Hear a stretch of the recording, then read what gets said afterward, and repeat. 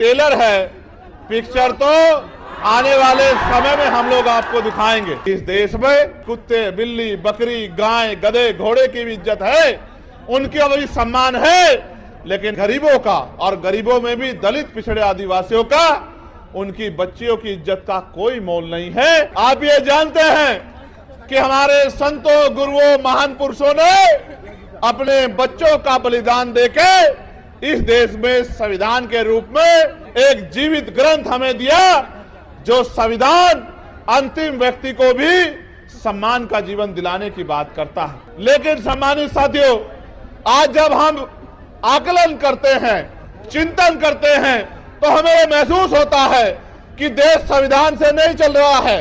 सत्ता में बैठे अहंकारी लोग संविधान को ताक पे रख के प्रदेश को और देश को चलाने का काम कर रहे हैं। भारत का खून स्वाभिमानी खून है, ये हाथ फैलाने में नहीं, मजबूती से संघर्ष करने में भरोसा रखता है, लेकिन इनको मजबूर किया गया है हाथ फैलाने के लिए, सिस्टम बना के किया गया है।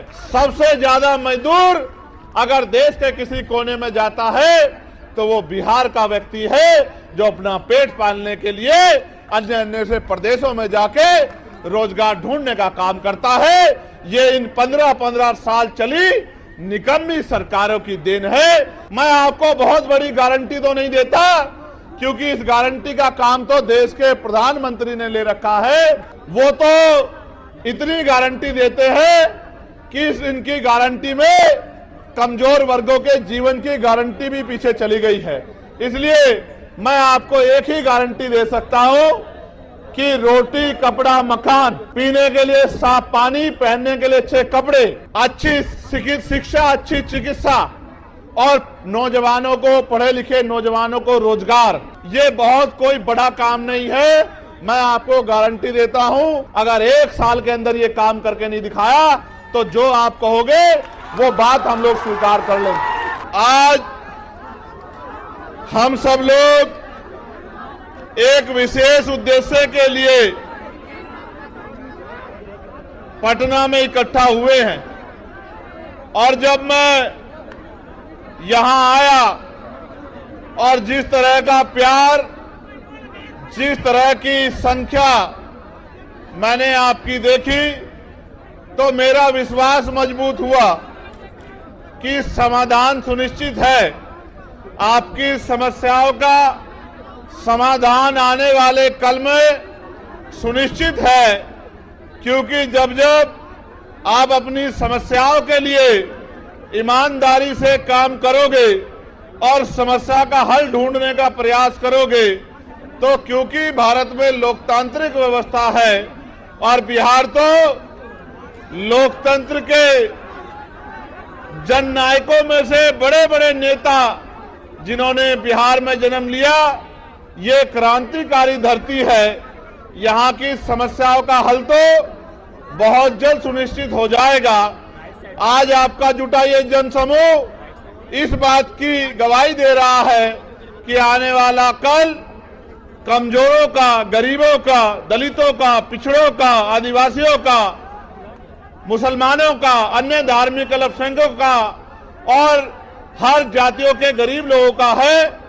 ऐसा विश्वास मेरा आज आपकी संख्या के आधार पर यहां मजबूत हो रहा है। मैंने बहुत सारी समस्या आपकी सुनी, वक्ताओं के माध्यम से मंच पे मैंने बहुत सारी समस्याओं को जाना, और एक बहुत बड़ी संख्या यहां माताओं बहनों की भी है, जो बड़े लंबे समय से जिम्मेदारी से इस मंच की तरफ देख रही हैं। बहुत बड़ी संख्या में नौजवान और जिम्मेदार लोग भी पहुंचे हैं। हालांकि आप भी जानते हैं कि पहले रैली 1 तारीख को होनी थी, लेकिन प्रशासन और सरकार द्वारा परमिशन नहीं दी गई और 1 तारीख के कार्यक्रम को आगे बढ़ा के 8 तारीख को करना पड़ा। शायद सरकार की ये मंशा रही होगी कि जब 1 तारीख को कार्यक्रम नहीं होगा तो 8 तारीख का कार्यक्रम फेल हो जाएगा। लेकिन मैं ये समझता हूं कि वो आपकी शक्ति से अनभिज्ञ हैं, उनको आपके संघर्ष की जानकारी नहीं है, इसलिए उनको ऐसा लगा कि अगर 1 की जगह कार्यक्रम किसी अन्य तिथि में होगा तो कार्यक्रम सफल नहीं होगा।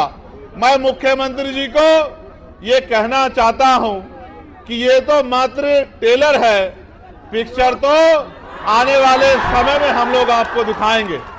सम्मानित साथियों, ये देश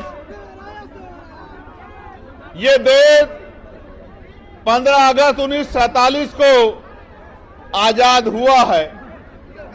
14 अगस्त 1947 को हम लोग इस देश में ब्रिटिश हुकूमत के अधीन थे। ब्रिटिश हुकूमत के अधीन होने के कारण इस देश में बहुत सारे हक अधिकार हक वंचित समाज के लोगों को नहीं थे।